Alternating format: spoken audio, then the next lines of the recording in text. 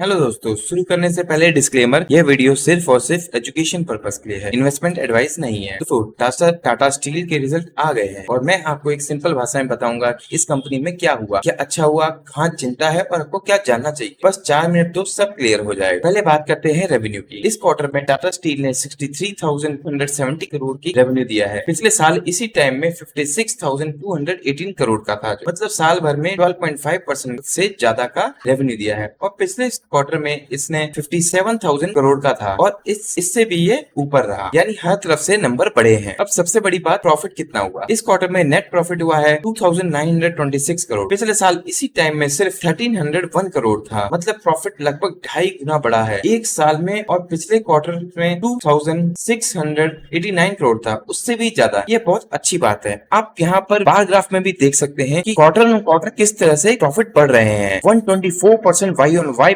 का ग्रोथ दी है इसने, ये बहुत अच्छी बात है। अब मार्जिन की बात करते हैं। यहाँ टाटा स्टील इंडिया ने कमाल कर दिया है। मार्जिन का मतलब होता है कि 100 रुपए की कमाई में कितना प्रॉफिट इन्होंने कमाया। इंडिया का मार्जिन इस क्वार्टर में 24.55% रहा। पिछले साल इसी टाइम में 20.65% था। पिछले क्वार्टर में 22.32% था। मतलब हर क्वार्टर में टाटा स्टील इंडिया बेहतर होता जा रहा है। 24% से ऊपर मार्जिन स्टील जैसे हैवी इंडस्ट्री में बहुत कम कंपनीज अचीव कर पाती हैं।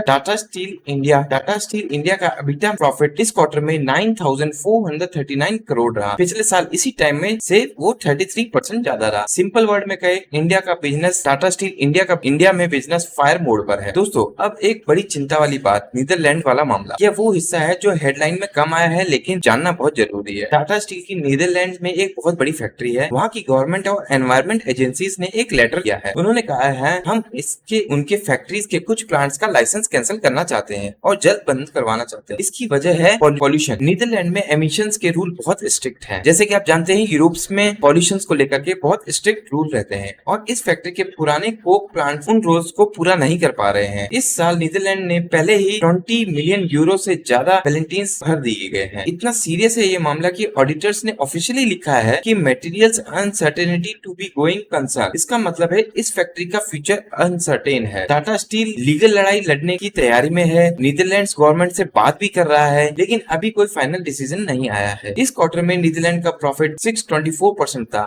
इट मींस ये काफी सिग्निफिकेंट हिस्सा रखता है प्रॉफिट में। पिछले साल इसी टाइम में सिर्फ ये 132 करोड़ था, यानी ये बिजनेस अच्छा है और ग्रो कर रहा है, लेकिन यहाँ पर रिस्क बना हुआ है।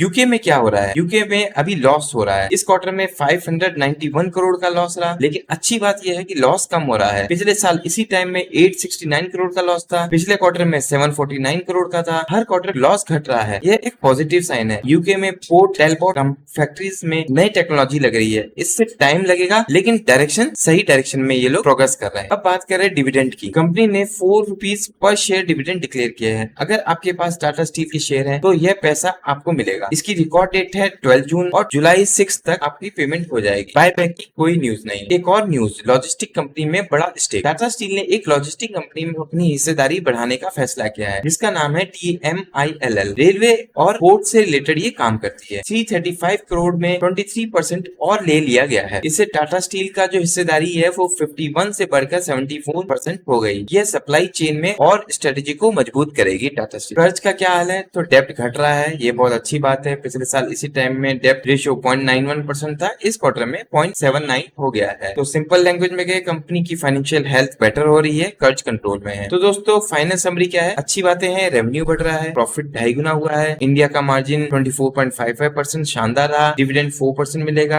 डेप्ट कम होने की राह में है। चिंता की बात है, नीदरलैंड में लाइसेंस कैंसिल होने का खतरा है। अगर हुआ तो बहुत बड़ा असर पड़ेगा, इसलिए इसे क्लोजली मॉनिटर करना पड़ेगा। यूके में लॉस है, लेकिन हर क्वार्टर कम हो रहा है, तो सही वहाँ पे भी सही डायरेक्शन में काम हो रहा है। ओवरऑल टाटा स्टील इंडिया में बहुत स्ट्रॉन्ग है। यूरोप में चैलेंजेस है, लॉन्ग टर्म इन्वेस्टर्स के लिए ये क्वालिटी कंपनी है, लेकिन नीदरलैंड रिस्क को आप इग्नोर नहीं कर सकते हैं। तो फिलहाल दोस्तों, इस वीडियो में इतना ही। पिछले वीडियो जरूर देख लेना। मिलते हैं नेक्स्ट वीडियो में। लाइक और सब्सक्राइब जरूर करिए, मेहनत को मेरे अप्रिशिएट करिए। तब तक के लिए bye bye and take care.